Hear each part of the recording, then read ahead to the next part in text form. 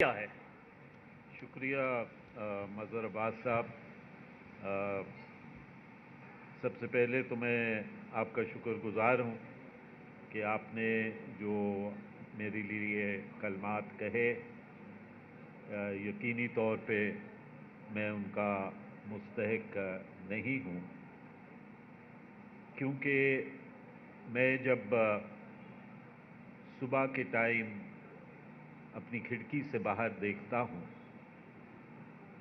تو مجھے بہت سی صلیبیں یعنی بہت سے کراسز جو ہیں وہ نظر آتے ہیں، اور میں یہ دیکھتا ہوں کہ ہر ایک کراس کے اوپر ایک کرائسٹ یا عیسیٰ موجود ہے. اتنی قربانیاں پاکستان کے محنت کش عوام نے، غریبوں نے، پولیٹیکل ورکرز نے اس جمہوریت کے لیے دی، اور انفارچونیٹلی اس کا جو کلائمیکس ہم نے پرسوں دیکھا، اس سے زیادہ شرمناک بات، اس سے زیادہ حد تک امیز بات میں نہیں سمجھتا کہ ہو سکتی ہے. بلیو می، میں جب ان لمحات سے گزر رہا تھا اور ایون آج بھی میں اس بات پہ شدت سے سوچ رہا ہوں کہ کیا اب یہ ایوان اس قابل رہے ہیں کہ وہاں پہ کوئی شخص جا کے بیٹھے اور بات کرے. دیکھیں، یہ بات آپ نے تو جیمز بانڈ کی، میں کہوں گا یہ کیمرہ گیٹ ہے. جیسے واٹر گیٹ تھا ویسے یہ کیمرہ گیٹ ہے. اس کی ہمیں اطلاع ایک حد تک تھی، کیونکہ اس سے پہلے آپ کو یاد ہوگا کہ جب سینٹ کے چیئرمین کا ووٹ آف نو کانفیڈنس ہوا تو اس وقت 64 سینیٹرز موشن کے لیے کھڑے ہوئے. جب ووٹ ہوا تو 14 سینیٹرز جا چکے تھے. پھر شام کو جب کھانا ہوا تو 64 سینیٹرز پھر موجود تھے. تو یقیناً کچھ نہ کچھ ایسی چیز تھی جو ان کو مجبور کر رہی تھی. لہٰذا ہم نے یہ بات طے کر لی تھی، کیونکہ بڑا کلوز کانٹیسٹ تھا، کہ پولنگ بوتھ کو جو ہے وہ اچھی طرح دیکھ لیا جائے کہ یہاں پہ کوئی کیمراز وغیرہ تو موجود نہیں ہے. اور وہی ہوا کہ جب ہمارے 2 سینیٹرز وہاں پہ گئے تو ایک کیمرہ چھوڑ 4 کیمرے جو ہیں وہ سامنے نظر آ گئے. 2 کیمرے جو تھے وہ جو سینٹ کا ٹی وی اسکرین ہے جس کے بالکل نیچے پولنگ بوتھ تھا، 2 کنسیلڈ کیمرے وہاں لگے ہوئے تھے. ایک بالکل جس کو آپ کہہ لیں پیپر پن کی طرح کا کیمرہ جو وال آف دی پولنگ بوتھ تھا اس کے اندر لگا ہوا تھا. اور ایک camera, you will be surprised, کہ ایک کیمرہ جو لکڑی کی جو پارٹیشن تھی اس کے اندر ایک سکرو کے طور پہ ایک کیمرہ وہاں لگا ہوا تھا. لہٰذا 4 کیمرے جب سامنے آئے تو یہ بات واضح ہو گئی کہ یہ کیا ہو رہا ہے. لیکن یہ 4 کیمروں کی صرف بات نہیں ہے. اگر آپ اس کا تسلسل دیکھیں تو آپ کو اس کا تسلسل جو ہے وہ سامنے نظر آئے گا. اس کا تسلسل مختصر طور پہ میں آپ کے سامنے رکھنا چاہتا ہوں، کیونکہ تب آپ کو کیمروں کی سمجھ آئے گی. اس کا تسلسل یہ ہے کہ اکتوبر 2020 کے اندر حکومت نے ایک بل موو کیا جو 26ویں کانسٹیٹیوشنل امینڈمنٹ بل تھا، اور اس میں انہوں نے اوپن بیلٹ کی بات کی. وہ بل اسمبلی کی اسٹینڈنگ کمیٹی کے سامنے پڑا رہا. اس بل کے بعد دسمبر کے اندر صدر نے ایک ریفرنس موو کیا صدر کے پاس کہ صدر یہ ریفرنس سپریم کورٹ میں موو کریں کہ آیا سینٹ کے الیکشنز جو ہیں وہ آئین کے تحت ہیں اور کیا سیکرٹ بیلٹ اس میں ہونی چاہیے. وہ ریفرنس ابھی پینڈنگ تھا سپریم کورٹ کے سامنے کہ حکومت نے یہ بل کو ری ایکٹیویٹ کیا اور ہاؤس میں لے کے آئے, اور ابھی یہ بل بھی پینڈنگ تھا اور ریفرنس بھی سپریم کورٹ کے سامنے پینڈنگ تھا. تو حکومت ایک آرڈیننس لے کے آ گئی کہ اگر سپریم کورٹ کی اوپینین جو ہے وہ ہمارے حق میں آئی تو پھر اوپن بیلٹ سے الیکشن ہوگا. بہرحال سپریم کورٹ کی اوپینین ان کے خلاف سامنے آ گئی, تو پھر انہوں نے یہ ہتھ کنڈے استعمال کرنے لیکن شروع رضا اس سے پہلے جو ہوا وہاں تو قومی اسمبلی کے اندر جو ہوا, علی حیدر گیلانی والی جو ویڈیو سامنے آئی, جو 14 یا 16 MNAs کا سامنے آیا, اس کا الزام تو آپ پیپلز پارٹی PTI کو نہیں دے سکتے. نہیں, اس کا الزام آپ پیپلز پارٹی کو بھی نہیں دے سکتے, کیونکہ دیکھیں PTI کے اندر ایک بہت بڑی ڈسسیٹسفیکشن جو ہے وہ موجود ہے, اور PTI کے بہت سارے ممبر پارلیمان اور صوبائی اسمبلی اس سے پہلے, اس الیکشن سے پہلے اپنی آراء دے چکے تھے کہ یہ ہم پارٹی کینڈیڈیٹس کو سپورٹ نہیں کریں گے. ان کے اختلافات 2-3 ایشوز کے اوپر تھے. ایک اختلاف ان کا یہ تھا کہ ہمیں پورا جب سے الیکشن ہوئے ہیں آج دن تک ہمیں جو ہے وہ پوچھا نہیں گیا. دوسرا ان کا اختلاف یہ تھا کہ کوئی ڈیولپمنٹ کا کام ہماری کنسٹیچوئنسیز میں جو ہے وہ نہیں ہوا.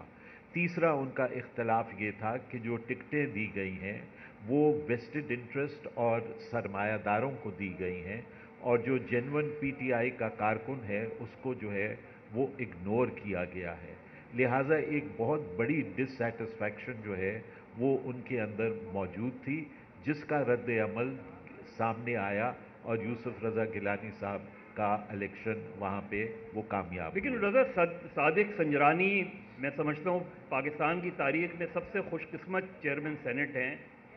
آپ کے مقابلے میں آپ کی پارٹی نے ان کو پریفر کیا آج سے 3 سال پہلے, جبکہ آپ یونینیمسلی ہو سکتے تھے. اس کے بعد جو عدم اعتماد کی تحریک ان کے خلاف آتی ہے, میجورٹی ہونے کے باوجود آپ کے ہی لوگ جو ہے وہ 14 سینیٹرز, تو یہ یعنی آپ نے جو چیز پرسوں دیکھی ہے وہ تو آپ نے برسوں دیکھی ہے. یعنی یہ جو اس میں آپ کسی ایک جماعت کو مورد الزام تو نہیں ٹھہرا سکتے, اس میں میری جو ذمہ داری ہے, آپ کی جو ذمہ داری ہے, کیونکہ صادق سنجرانی تو بہرحال تحفہ تو آپ ہی کا ہے. دیکھیں تحفہ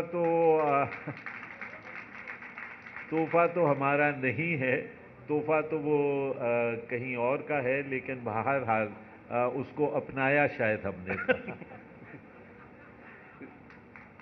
نہیں, لیکن یہ اگر یہی چیز چلتی رہی, اسی طرح چیزیں چلتی رہیں, اسی طریقے سے پارٹیاں سیاسی جماعتیں کمپرومائز کرتی رہیں, کسی کو سلیکٹڈ کہنے سے کسی کو الیکٹڈ کہنے سے تو مسئلہ حل نہیں ہو رہا. تو وے فارورڈ کیا نظر آ رہا ہے؟ دیکھیں, وے فارورڈ جو ہے نا وہ میرے حساب سے اب اتنا بگڑ چکا ہے کہ اس کو کوئی پیچ ورک سے جو ہے وہ آپ درست نہیں کر سکتے. وے فارورڈ سب سے پہلے تو یہ ہے کہ پارٹیز جو ہیں ان کو اپنے آپ کو ایز پولیٹیکل پارٹیز آرگنائز کرنا پڑے گا, نمبر 1.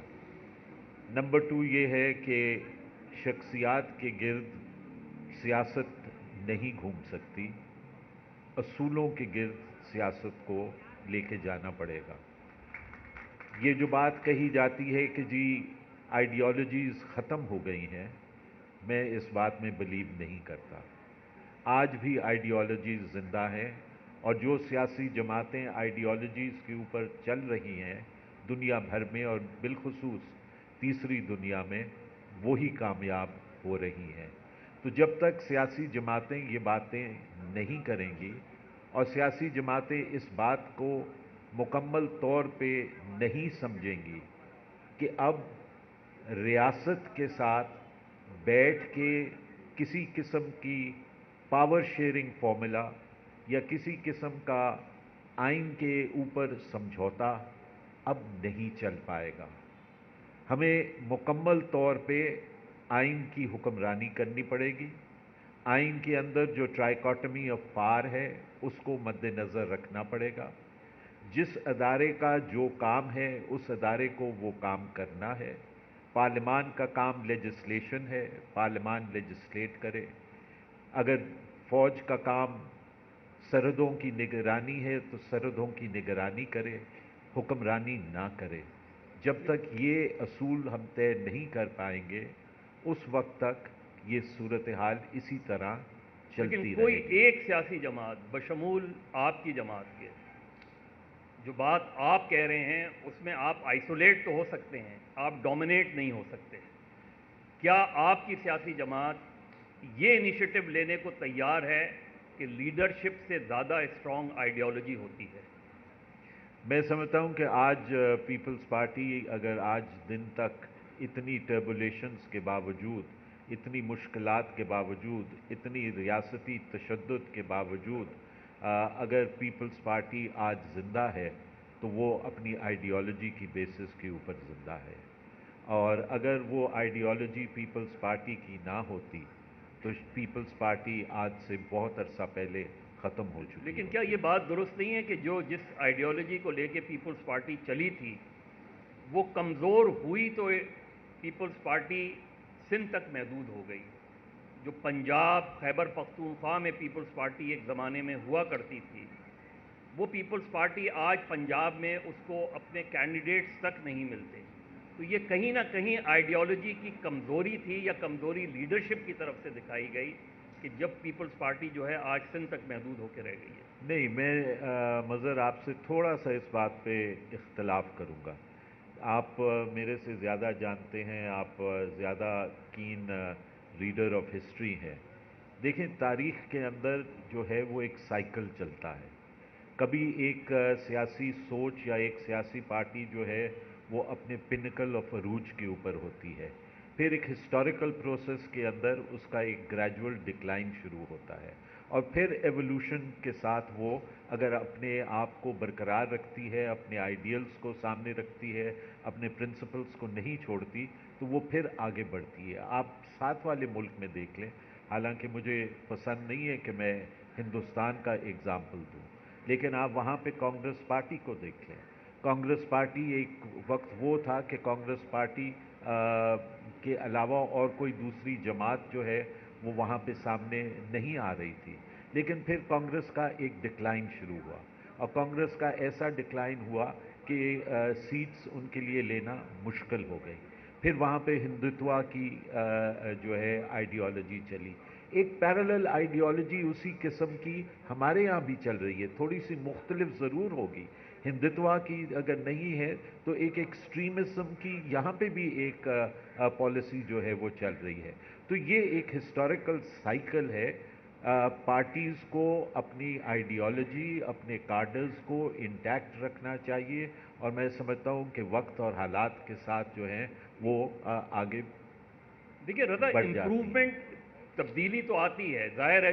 جو 70 میں یا 67 میں پیپلز پارٹی کا موٹو تھا وہ آج اس میں چیزیں ریفارمز تو ہوتی ہیں. ریفارمز ہونا اور کمپرومائز کرنا دو بڑی مختلف چیزیں ہیں. کہ اگر آپ اپنی آئیڈیالوجی پہ کمپرومائز کرتے ہیں، جن کے خلاف آپ کے لوگوں نے لڑائی لڑی، جیلیں کاٹی، پھانسیاں چڑھے، کوڑے کھائے، انہی کو جا کے اگر تمغہ جمہوریت دیا جائے تو پھر وہ ورکر اس دن اس ورکر کی سوچ. ابھی میں نے کوئی 2010 میں جنرل اسلم بیگ سے انٹرویو کیا تھا اور انہوں نے مجھے اسی انٹرویو میں یہ بتایا تھا کہ 88 میں کوئی 3 گھنٹے کی ملاقات ان کی بے نظیر بھٹو صاحبہ سے ہوئی تھی،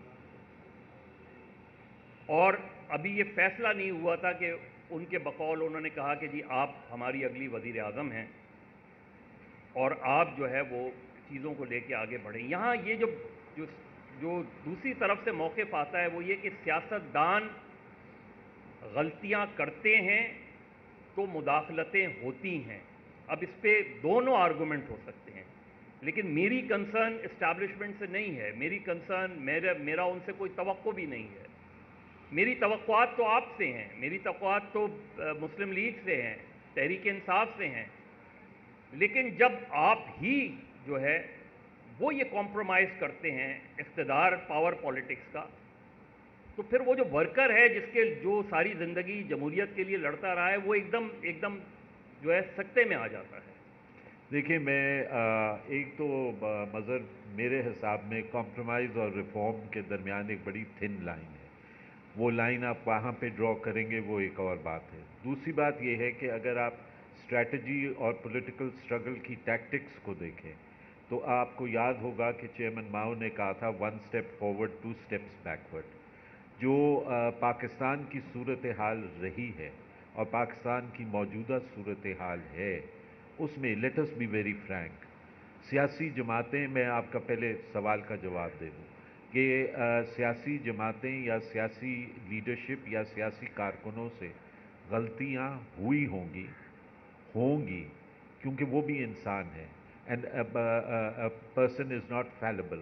غلطی ضرور ہوئی ہوگی، لیکن غلطی کو ریئلائز کر کے ہسٹوریکل کانٹیکسٹ میں سامنے رکھتے ہوئے آگے بڑھنا ایک اور بات ہے. میں یہاں پہ یہ بات کہہ کے ایک اور سوال آپ سے اٹھاتا ہوں، اور وہ یہ ہے، and I am not trying to shift the burden of responsibility.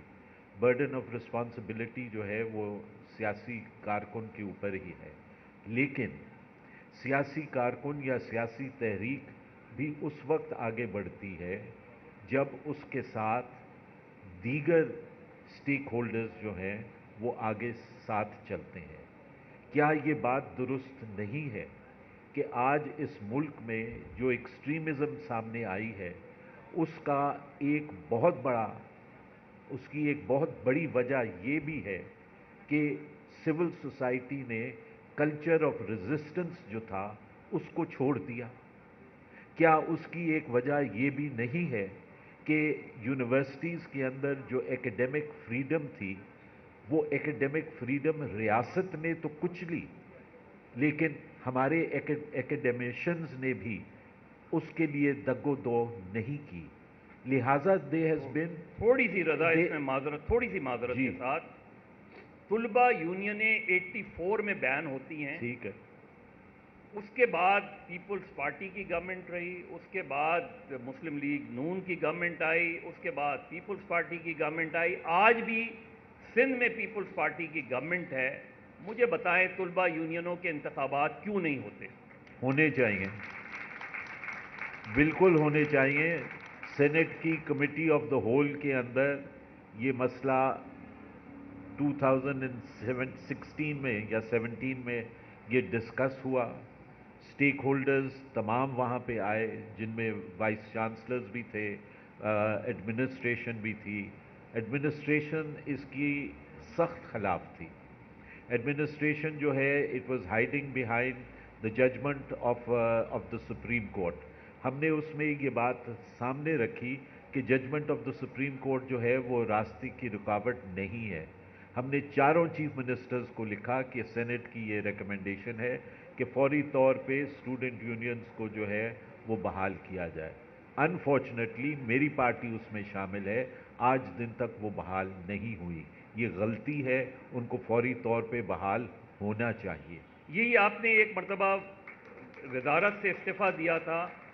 18ویں ترمیم جب پروونشل گورنمنٹس کے لیول پہ نچلی سطح تک چیزیں نہیں جا رہی تھیں، اور آج بھی پروونشل فائنانس کمیشن والا جو مسئلہ ہے اور پبلک اکاؤنٹس کمیٹی کا، اور میں حیران ہوں جب میں نے مراد علی شاہ صاحب سے یہ سوال کیا تو انہوں نے کہا جی وہ دیگر جماعتیں تو اس کی سگنیٹری نہیں ہیں. تو کیا یہ صرف پی ٹی آئی اور پی ایم ایل این کے لیے چارٹر آف ڈیموکریسی تھا یا پورے ملک کے لیے تھا؟ نہیں، چارٹر آف ڈیموکریسی تو پورے ملک کے لیے تھا، اور اس کے اندر جو اصول طے پائے تھے ان کو جہاں جہاں دونوں جماعتوں کی حکومتیں ہیں ان کو وہاں عملی جامہ جو ہے وہ پہنانا چاہیے. تو یہاں یہ تو آپ بات تسلیم کرتے ہیں نا کہ جس طرح 18ویں ترمیم پہ کم سے کم سندھ میں عمل ہوتا، سندھ اس کو لیڈ کرتا، وہ نہیں ہو پایا.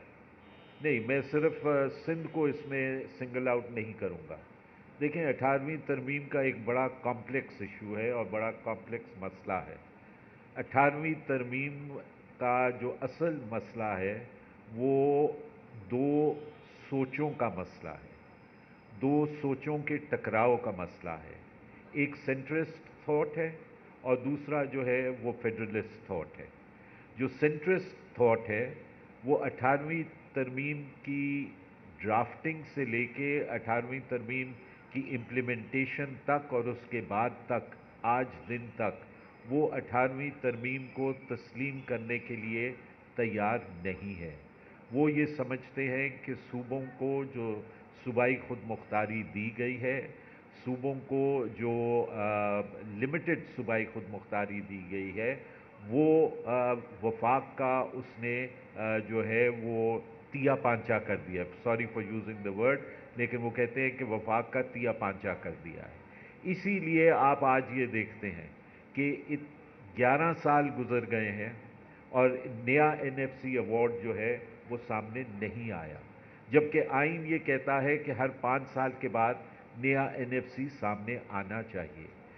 مائنڈ سیٹ کی بات کا میں آپ کے سامنے ایک اور ایگزامپل رکھتا ہوں کہ NFC کے سلسلے میں اب آپ یہ باتیں اور آوازیں سن رہے ہیں کہ وفاق کی جو ایکسپینڈیچر ہے، وفاق کا جو ڈیفنس ایکسپینڈیچر ہے، وفاق کے جو لونز کی ری پیمنٹ ہے، یہ تمام کے تمام اس لیے نہیں ہو پا رہے یا پورے نہیں کیے جا سکتے کیونکہ جو فنڈنگ ہے وہ صوبوں کے پاس جا رہی ہے. لہٰذا اس کو امینڈ کیا جائے اور صوبوں سے کچھ پیسے لے کے اور جو ہے وہ وفاق کو دیے جائیں. میں آپ کے توسط سے جو پاز ٹو بی ہیں یا جو یہ بات کر رہے ہیں ان کے سامنے میں یہ بات رکھنا چاہتا ہوں کہ دیکھیں، آپ ایک چیز آلریڈی صوبوں کو دے چکے ہیں، اس سے اگر آپ مزید آگے نہیں دے سکتے تو اس کو واپس لینے کی بھی بات نہ کریں، کیونکہ جو اس وقت پولیٹیکل ٹرینڈز چل رہے ہیں، کہیں یہ بات یا یہ سلوگن اب نہ اٹھنا شروع ہو جائے کہ صوبے یہ کہیں کہ تمام تر ٹیکس کلیکشن کا جو اصول ہے وہ ہمیں دے دیں، ہم سارے کا سارا ٹیکس کلیکٹ کرتے ہیں اور پھر وفاقی حکومت اپنا بجٹ ہمیں دے، ہم پھر اس میں سے دیکھتے ہیں کہ کون سے بجٹ میں ہم نے کتنے پیسے دینے ہیں تو ہم پھر وہ بجٹ میں پیسے دیتے ہیں.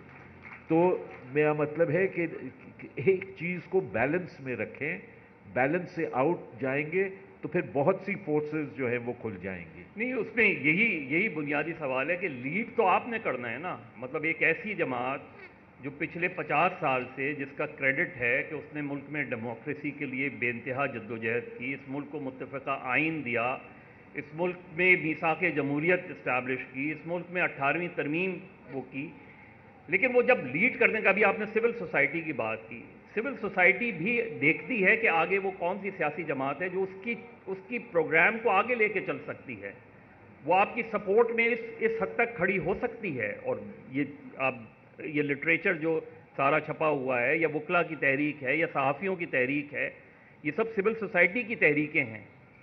لیکن میں جب آگے دیکھ رہا ہوں تو مجھے ہر مرتبہ ہر چند سال بعد ایک کمپرومائز کیوں نظر آتا ہے. لائرز موومنٹ اپنے عروج پہ تھی جب NRO ہو گیا. کیا وہ NRO چارٹر آف ڈیموکریسی کی صریحاً خلاف ورزی نہیں تھا؟ دیکھیں NRO کی تو بہت بات ہو رہی ہے کہ جی NRO دیں گے نہیں دیں گے، پچھلا NRO ہوا. Let me put a counter question. اگر محترمہ واپس نہ آتی تو کیا صورتحال ہوتی؟ آپ نے بہت اچھا سوال کیا. اگر محترمہ واپس نہیں آتی تو یہ جدوجہد اسی طریقے سے جاری رہتی جس طریقے سے مارچ 2007 میں شروع ہوئی تھی، اور یہ آپ کو اور اس جدوجہد کو جھٹکا ہی اس وقت لگا، اور اسی جدوجہد کے نتیجے میں 3 نومبر کو ایمرجنسی پلس لگی، اس کے خلاف بھی لڑتے رہے. لیکن اس اسٹیج پہ جو وڈرال نظر آیا ہمیں، وہ ڈیموکریٹک فورسز کی طرف سے نظر آیا، سول سوسائٹی کی طرف سے تو نہیں نظر آتا. نہیں دیکھیں، یہ آپ اس کو اب دوسری طرف لے گئے ہیں. یہ جنگ سول سوسائٹی اور پولیٹیکل پارٹیز کی ہے ہی نہیں. میں تو صرف یہ کہہ رہا ہوں کہ ہر سیگمنٹ آف سوسائٹی نے جو ہے وہ ایک وڈرول جو ہے وہ اختیار کی. ہر ایک کے اپنے کمپیلنگ سرکمسٹانسز تھے, وہ وڈرول پیچھے گئی. دیکھیں اگر محترمہ نہ آتی تو جو صورتحال اس ملک کی اور جس طرح موومنٹ بنی وہ موومنٹ آگے نہیں بنتی. رضا اگر محترمہ آتی تو ان کو گرفتار کیا جا سکتا تھا نا, انہیں روکا جا سکتا تھا نا. میں تو صرف یہ کہہ رہا ہوں آپ تو گرفتاری کی بات کر رہے ہیں. Even after the so called NRO she came and she give her life. ہاں تو یہی تو میں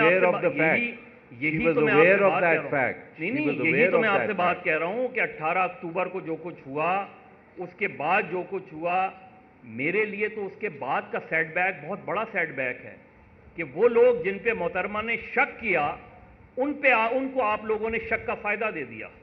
اس میں چاہے چودھری پرویز الہی ہوں چاہے پرویز مشرف ہوں. دیکھیں اب ایک حد تک میں آپ سے اگری کر سکتا ہوں, لیکن دوسری بات میں آپ کے سامنے جو حقیقت ہے وہ بھی سامنے رکھتا ہوں, اور پھر ذرا اس پہ بھی کہکا ضرور لگائیے گا. وہ یہ ہے کہ ریاست کیس کرتی ہے پرویز مشرف کے خلاف. پرویز مشرف عدالت میں پیش نہیں ہوتا, قوتیں اس کو ہسپتال لے جاتی ہیں, ہسپتال میں وہ جا کے رہتا ہے اور ہسپتال سے پھر وہ باہر چلا جاتا ہے. کیس اس کے خلاف فیصلہ ہوتا ہے اور اس جج کے ساتھ جو ہوتا ہے وہ آپ کے سامنے ہے. آپ میں سے اور میرے میں سے کتنے ہم کھڑے ہوئے تھے اس جج کو ڈیفینڈ کرنے کے لیے. جہاں پہ ریاست ایسے کردار پہ اتر آئے وہاں پہ 1 step forward and 2 step backward کی جو پالیسی ہے وہی آگے آپ کو جد و جہد میں لے جا سکتی. یہ رضا یہ جو آپ نے بات کی یہ آپ بہت آگے کی بات کہہ رہے ہیں.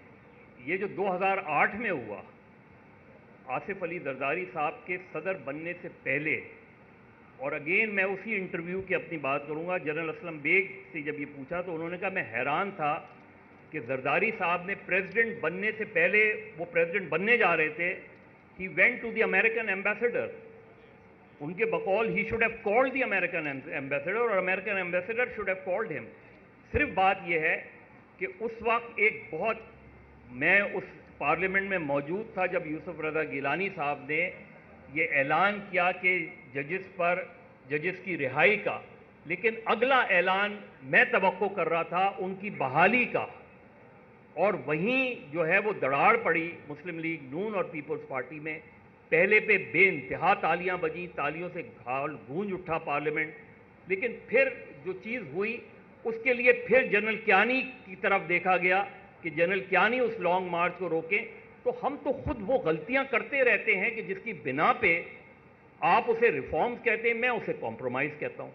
نہیں, میں آپ سے اگری کرتا ہوں. پولیٹیکل پارٹیز اگر اس ٹائپ کی کمپرومائزز اسٹیبلشمنٹ کے ساتھ نہ کریں تو شاید صورتحال کچھ بہتر ہو, لیکن مسئلہ پھر وہی آتا ہے کہ کیا اتنا ڈیولپمنٹ آف پولیٹیکل سوسائٹی اور پولیٹیکل پارٹیز اتنی ہے کہ they can stand up to the establishment. دیکھیے رضا, دو ٹرننگ پوائنٹ تھے میری لحاظ سے. ہو سکتا ہے اب 1970 کا الیکشن, اس وقت اگر میجورٹی رول کو ایکسیپٹ کیا جاتا وہ ایک ٹرننگ پوائنٹ تھا. بھٹو صاحب کے پیریڈ میں نیشنل عوامی پارٹی پر پابندی, بلوچستان اور خیبر پختونخوا کی حکومتوں کو ڈسمس کرنا, اور اس کے بعد اگر چارٹر آف ڈیموکریسی پہ آ جاؤں, MRD پہ آ جاؤں, 88 میں مجھے بتائیں 88 میں اگر نوابزادہ نصر اللہ خان کے مقابلے میں غلام اسحاق خان کی حمایت کی جائے تو اس کو میں کیا کہوں؟ دیکھیں, جہاں تک 70 کا تعلق ہے اور جہاں تک ANP اور ان کی حکومت کا تعلق ہے, تو جہاں تک 70 کا تعلق ہے وہ جو مختلف سرکمسٹانسز بنے وہ صرف 70 کا میجورٹی پارٹی کا ایشو نہیں تھا. یہ مسئلہ اگر آپ 1947 میں چلے جائیں تو سب سے پہلا مسئلہ آپ کو اگر یاد ہو، جو سب سے پہلا پوائنٹ آف آرڈر جو اٹھا تھا ہاؤس کے اندر کنسٹیٹیوئنٹ اسمبلی میں، وہ زبان کے اوپر اٹھا تھا۔ آپ نے اس زبان کے ایشو کو وہاں پہ کل کیا، اور وہ یہ نہیں کہہ رہے تھے کہ اردو زبان کو آپ آفیشیل لینگویج نہ بنائیں، وہ یہ کہہ رہے تھے کہ بنگالی کو بھی آپ اس کے ساتھ اردو کے ساتھ آفیشیل لینگویج بنائیں۔ اس کے بعد پھر آپ پیرٹی کا کویسچن لے کے آئے، اس کے بعد پھر آپ اکنامک ایکسپلوئٹیشن جیسے آپ نے اس وقت کے ایسٹ پاکستان کی ویسے ہی ریاست نے اکنامک ایکسپلوئٹیشن یہاں کے چھوٹے صوبوں کی۔ تو یہ ایک بڑا کمپلیکیٹڈ اور بڑا بہت سے factors go into the debacle of and the break up of Pakistan of 1970۔ It's not the election and not only the question of accepting majority or not. دوسری بات یہ کہ نیب کی گورنمنٹس کی جو ڈسمسل تھا وہ غلطی تھی، غلطی ہو جاتی ہے، that was a mistake. C O D کا جہاں تک تعلق ہے، سی او ڈی ہوا، سی او ڈی کو امپلیمنٹ کرنے کی کوشش کی، اور آج بھی اگر آپ اس کا جو فورینزک چارٹ بنا کے دیکھیں تو ایٹ لیسٹ 65 to 70% جو سی او ڈی میں باتیں دی ہوئی تھیں وہ امپلیمنٹ ہوئی ہیں۔ مجھے یہ بتائیں کہ وہ افتخار چودھری صاحب کی کنٹروورسی کیا بنی تھی؟ یعنی ججز ایگریمنٹ ہو کے بوربن میں بھی میں I was a witness bourbon میں، اور بوربن ڈکلیریشن میں تو بہت کلیئر تھا کہ ججز کی بحالی کا، تو وہ میرے خیال ہے اس میں کچھ ٹائمنگ کا مسئلہ تھا کہ فوری طور پہ ہوں یا کچھ آگے پیچھے ہوں، بٹ ہونا تو تھا، بیکاز یوسف رضا نے on the floor of the house release کی بات کی۔ پیپلز پارٹی کے اعتزاز احسن اس موومنٹ کو لیڈ کر رہے تھے، اور پارٹی بھی اس موومنٹ کو سپورٹ کر رہی تھی۔ میرے خیال ہے کچھ ٹائمنگ کا ایشو تھا، ورنہ کوئی ایسا ایشو نہیں تھا۔ رضا یہ بتائیں، ہو سکتا ہے کہ پرسنلی آپ کے لیے ڈیفیکلٹ ہو یہ جواب دینا، جو صادق سنجرانی کی پہلی نامنیشنز تھی، مسلم لیگ نون نے آپ کا نام پرپوز کیا، اور اگر آپ ریکارڈ اٹھا کے دیکھیں تو اس ریکارڈ میں نظر آتا تھا کہ اس کی وجہ تھی کہ آپ کی جو پرفارمنس تھی وہ اکراس دا بورڈ رہی، سب نے آپ کو سپورٹ کیا۔ کون بنیادی طور پہ آپ کا مخالف بنا؟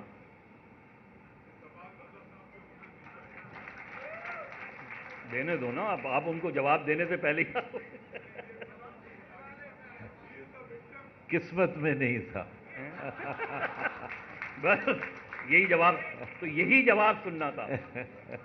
اب میں اس کے بعد ان کے پورے بیانیے کو میں کیا سمجھوں کہ یہ ان کا بیانیہ ہے جس کو پارٹی کی ہو سکتا ہے سپورٹ نہ ملے۔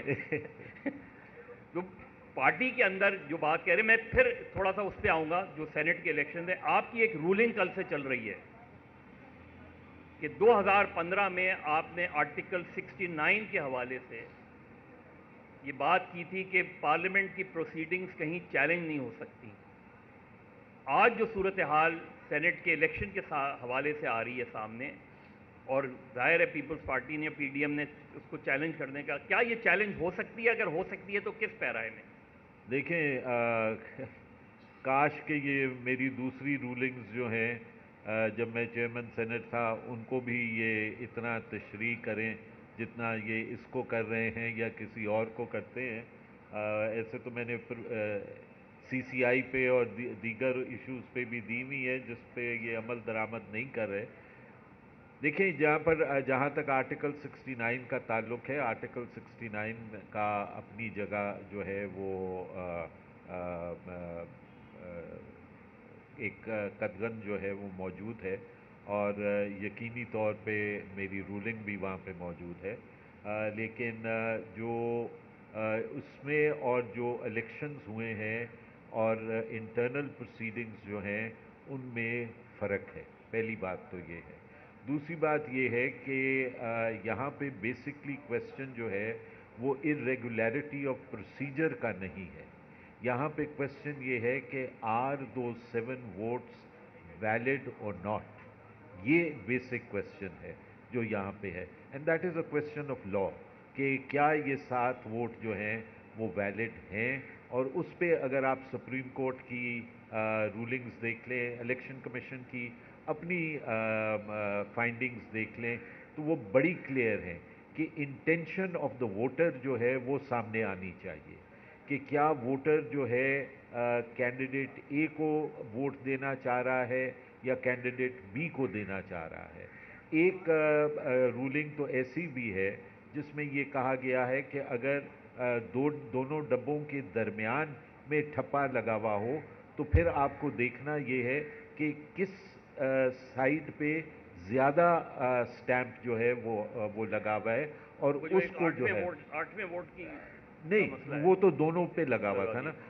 میں یہاں پہ آپ کو بتا رہا ہوں کہ اتنا اس حد تک کلیئر ہے، بیکاز جب آپ ایک ووٹ کو جو ادروائز ویلڈ ووٹ ہے آپ اس کو ریجیکٹ کر رہے ہیں تو آپ اس ووٹر کو ڈی فرینچائز کر رہے ہیں نا، you are taking away his right of franchise, تو that can not be done like that. ویسے یہ سوال کرنے سے پہلے یہ بتا دوں کہ یہ جو ہے وہ لائیو فیس بک پہ جا رہا ہے، page of electronic diary Sindh literature festival پہ، لیکن یہ سارا کام کیا وہ اس پریزائڈنگ افسر نے کیا جو ان سارے کاموں میں خاصا تجربہ رکھتے ہیں، اور ان کا سندھ میں وزیر اعلیٰ وہ اسی طریقے سے بنے تھے، اس پہ اعتراض کیوں نہیں ہوا اس پریزائڈنگ افسر کے اوپر؟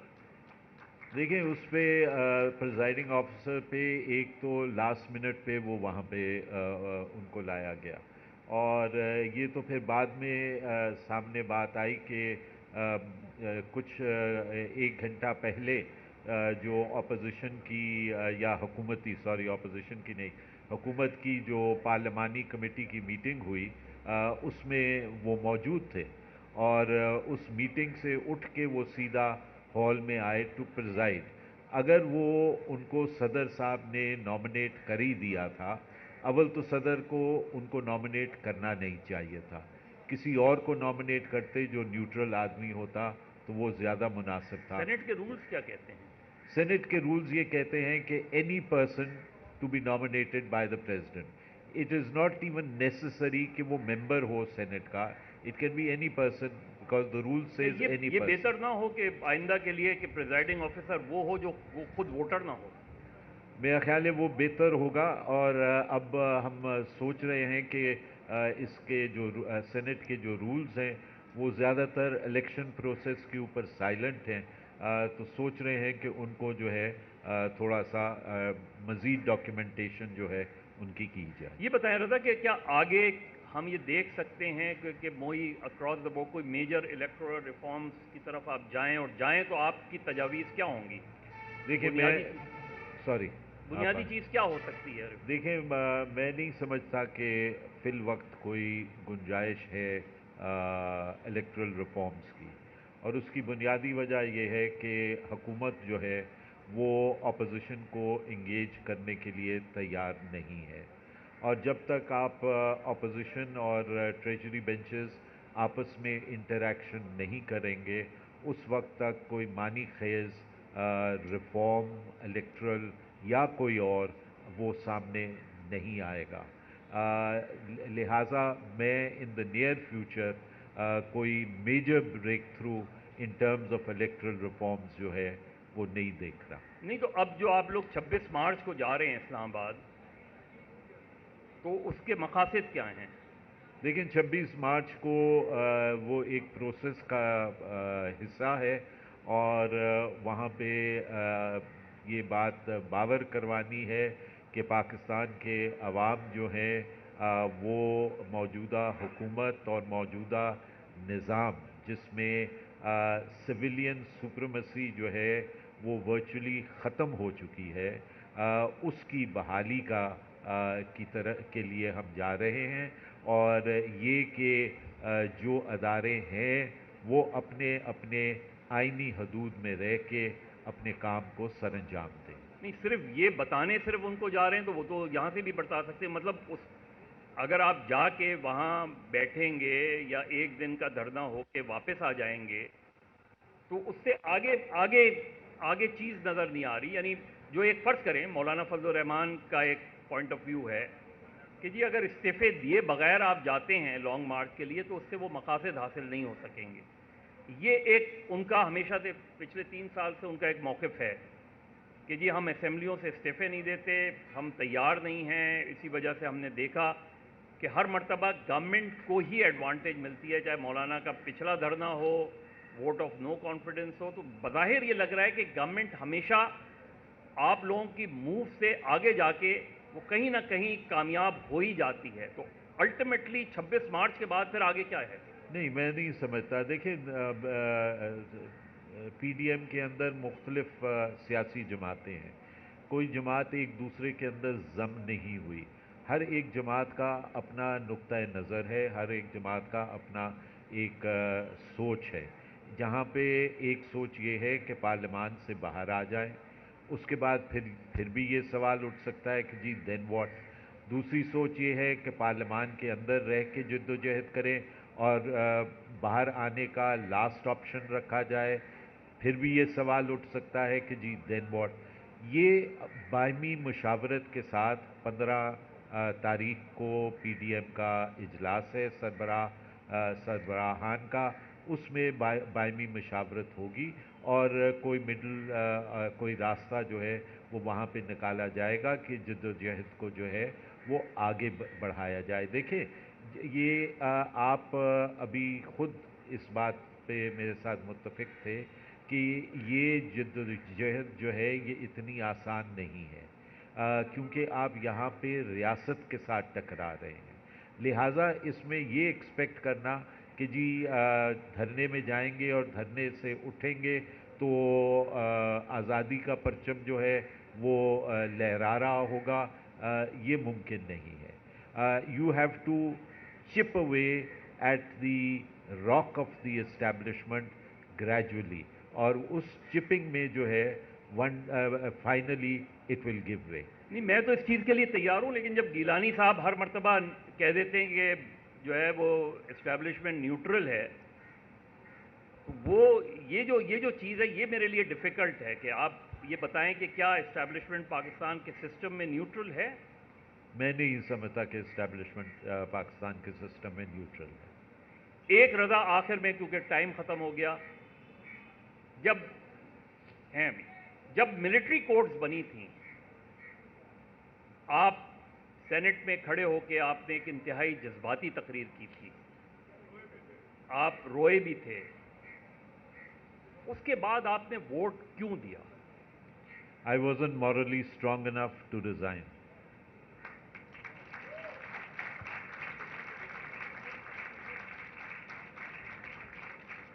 اور یاد ہے آپ کو اس کے بعد ہماری کافی اس پہ ڈسکشن بھی ہوئی تھی، اور یہیں سے اس بات کو کہ آپ نے، چونکہ آپ کی جو پہلی کتاب ہے انویزیبل پیپل، اور اس کے بعد آپ کی 3 اور مختلف موضوعات پہ کتاب آئیں، آج بھی آپ سمجھتے ہیں کہ سچویشن وہیں کھڑی ہے جو آپ کی ان شارٹ سٹوریز میں ہے؟ میں سمجھتا ہوں کہ اس سے بدتر ہے، اس سے بدتر ہے. تو اگر ہم اس کو پھر آگے کی طرف دیکھیں تو چونکہ آپ ظاہر ہے آپ کا تعلق پاکستان پیپلز پارٹی سے، کسی جگہ آپ کو وہ لائن نظر آ رہی ہے کہ یہاں خاص طور پہ سندھ میں بیٹھے ہوئے لوگ یہ توقع کر سکیں کہ صرف ڈیموکریسی نام لینے کا کام بات نہیں ہے، ڈیموکریسی پریکٹس کا نام ہوتی ہے. وہ پریکٹس کرتے ہوئے ہمیں سندھ جو ہے وہ رول ماڈل کیوں نہیں بنتا ڈیموکریٹک ویلیوز کا؟ دیکھیں، یہ آپ نے مجھ سے بہت ہی مشکل سوال کیا. میں پہلے ہی پارٹی میں فرنجز پہ بیٹھا ہوں، اس لیے میں نے سوال کیا کیونکہ آئندہ مجھے آپ کی امید نہیں لگ رہی. اگر آپ چاہتے ہیں کہ میں بالکل باہر چلا جاؤں تو پھر میں آپ کا جواب دے دیتا ہوں. مطلب آپ میں کہیں نہ کہیں وہ اعتزاز صاحب بالکل ایک دوسری لائن. چلیں یہ بتا دیں کہ آج آپ کو نواز شریف کا بیانیہ کتنا مضبوط نظر آتا ہے؟ دیکھیں، نواز شریف کا جو بیانیہ ہے وہ اگر ان پرنسپل دیکھا جائے کہ اداروں سے پاک اور سویلین سپریمیسی ہو تو وہ بیانیہ اپنی جگہ بالکل درست ہے. وہ بیانیہ ہر سیاسی جماعت کا ہے، اور وہ بیانیہ شہید ذوالفقار علی بھٹو نے سب سے پہلے لگایا تھا، اور اس جد و جہد میں شہید نے اپنی جو ہے وہ زندگی دی، اور پھر اسی راستے پہ چلتے ہوئے محترمہ نے اپنی زندگی دی۔ اب بلاول آئے ہیں، اب امید ہے کہ وہ اپنے نانا اور ماں کی روایت کو آگے لے کے چلیں۔ لیکن اس بیانیے کے لیے یہ ضروری نہیں ہے کہ نواز شریف صاحب ملک میں واپس آئیں۔ دیکھیں، جب لیڈرشپ اپنے ملک میں موجود ہوتی ہے تو اس کی ایک اپنی امپٹس ہوتی ہے، لیکن تاریخ یہ بھی بات بتاتی ہے کہ لوگ جلا وطنی میں بھی رہ کے جد و جہد کرتے ہیں، لیکن بالآخر تو آپ کو ملک میں واپس آنا ہی۔ مریم نواز کی کل امکان اسی چیز کا ہے، کیونکہ جو نیب نے موقف اختیار کیا اس سے امکان اسی چیز کا لگ رہا ہے کہ شاید وہ گرفتار ہو جائیں گی۔ مریم کی گرفتاری کتنا بڑا سیٹ بیک ہوگا؟ میں سمجھتا ہوں کہ مریم کی گرفتاری کل شاید نہ ہو، کیونکہ میں اس لیے کہہ رہا ہوں کہ آج میں نے اخبار میں پڑھا تھا کہ حکومت نے نیب نے ایک کینسلیشن آف بیل کی اپلیکیشن ڈالی ہوئی ہے لاہور ہائی کورٹ میں، اور وہ بھی ایک عجیب انوکھی کینسلیشن آف بیل کی اپلیکیشن ہے، جس میں کہا گیا ہے کہ ان کا بیانیہ جو ہے وہ ریاست کے خلاف ہے، اور ان کا بیانیہ اداروں کے درمیان تصادم کا ہے۔ عموماً یہ گراؤنڈز منسٹری آف انٹیریئر لیتی ہے کسی پولیٹیکل لیڈر کی ڈیٹینشن کے لیے، یا اگر کسی سیاسی جماعت کو بین کرنا ہو تو وہ لیتی ہیں۔ نیب کا ادارہ جس کا تعلق سو کالڈ اکاؤنٹیبلٹی سے ہے، وہ یہ بیسز بنائے تو آپ سمجھ سکتے ہیں کہ کیا ہے۔ لیکن رضا، مجھے اس پہ جب یہ بات کرتے تو مجھے افسوس ہوتا ہے، سندھ کی کراچی کی جیل میں ایک قیدی ہے علی وزیر، اس کی گرفتاری میں جو رکاوٹ تھی اس کو سندھ کابینہ نے پاس کیا، اور اس کے بعد وہ اس کی گرفتاری عمل میں لائی گئی۔ یہ جو فیصلہ ہے سندھ کابینہ کا، اور آپ اس کی ٹیکنیکل اس پہ چیز میں کہ جہاں رکاوٹ بنی تھی اور اس کے لیے ضروری تھا کہ کابینہ کی منظوری ضروری تھی، اور بدقسمتی سے کابینہ نے منظوری دی اس کی علی وزیر کے کیس میں۔ لیکن اس سے بھی ہٹ کے آخر میں بالکل میں یہ سوال کروں گا کہ آج پاکستان کی ڈیموکریٹک فورسز کو، جس کی آپ نے شروع میں بات کی کہ یہ فیصلہ کرنا پڑے گا کہ آپ نے جو ہے وہ on the right side of the history ہونا ہے یا on the wrong side of the history, یہ کیا توقع ہے کہ کیا پاکستان کی جمہوری قوتیں یہ فیصلہ کر پائیں گی؟ آنیسٹ جواب دیجیے گا کہ کیا آپ کو لگتا ہے پاکستان پیپلز پارٹی جو ہے تاریخ کا درست فیصلہ کرے گی؟ میں سمجھتا ہوں پاکستان پیپلز پارٹی تاریخ کا درست فیصلہ کر چکی ہے، اور اس فیصلے پہ وہ قائم اور برقرار رہے گی۔ اگر میں آپ کو آئندہ پارلیمنٹیرین دیکھنا چاہتا ہوں تو کیا یہ میں توقع رکھوں کہ اگر آپ کنٹینیو ہوتے ہیں ایز اے سینیٹر تو میں یہ توقع رکھ سکتا ہوں؟ ابھی تو 3 سال ہیں یار، 3 سال ہیں تو 3 سال سے پہلے، لیکن دیکھیں میں صرف یہ بات ایسے ہی نہیں کی ہے میں نے، یہ بہت سیریس بات ہے، اس کو بہت لائٹر اس میں مجھے کم سے کم as a Democrat, as a journalist who covered Pakistan's political parties and particularly People's Party for the last 40 years,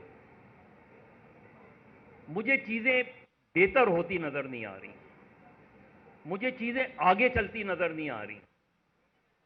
اور آپ نے ماؤ کی مثال دی، 1 step forward 2 step backward، تو مجھے 1 step forward نہیں نظر آ رہا، 2 step backward and further 2 step backward نظر آ رہا ہے۔ یہ جو چیز ہے، کیونکہ اگر ڈیموکریٹکلی پارٹیوں کو آگے بڑھانا ہے تو آپ سمجھتے ہیں کہ پارٹیوں کے اندر جمہوریت کا آنا بہت ضروری ہے ملک میں جمہوریت سے پہلے۔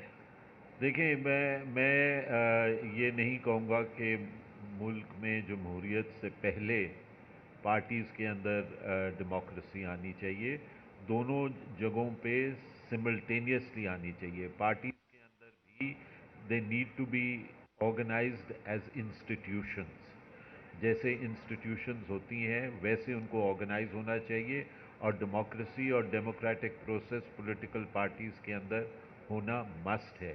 لیکن اس کے ساتھ میں صرف یہ بات کہوں گا کہ پولیٹیکل پارٹیز پہ آج دن تک ریاستی دباؤ اتنا شدید ہے کہ پولیٹیکل پارٹیز اپنی ورچوئل ایگزسٹنس کی جنگ لڑ رہی ہوتی ہیں، نہ سوائے یہ کہ وہ اندر بیٹھ کے کوئی ریفارم کا پروسیس جو ہے وہ لا سکے. میرا خیال ہے چند سوالات نہیں چلیے آپ سارے دوستوں نے رضا کی گفتگو سنی. رضا ربانی ان لوگوں میں سے ہیں، ان سیاسی کارکنوں میں سے ہیں جو شاید ایک امید کی کرن ہیں، اور ایسے صرف اسی جماعت میں نہیں، ہمیں پرویز رشید بھی نظر آتے ہیں، ہمیں اور دوست بھی نظر آتے ہیں، اور یہی ایک امید کی کرن ہے کہ وہ آوازیں جو مان پڑتی جا رہی ہیں، ہماری امید یہی ہے کہ ان سیاسی جماعتوں میں سے وہ آوازیں نکلیں.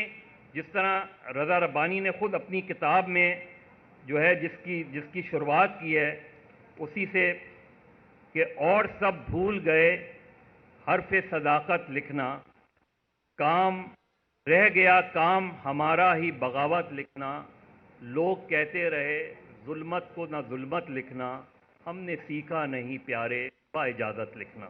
شکریہ.